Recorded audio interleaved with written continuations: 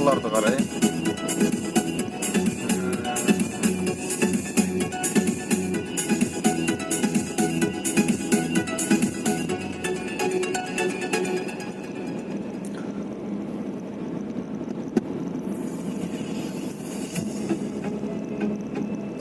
Neyse almış gitti o nerede? Ha onun için bunu üretiyoruz. Çuvak videoları zapısı tutasın. Zapis mi bunları?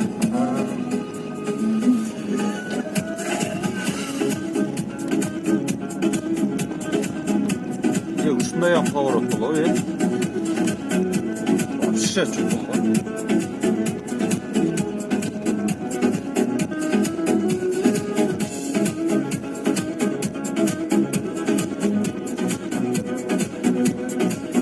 Yemede ulan Haruk'un şu an bir noktasında sakız taştığı biri olmaz. Bu adam karıt gibi biri olmuş demedim. O unutturdu.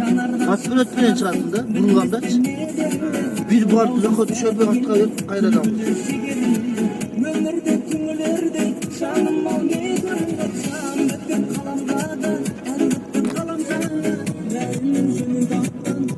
Arça bardak mı? Var mı da çok güzel. Narında da arçanları.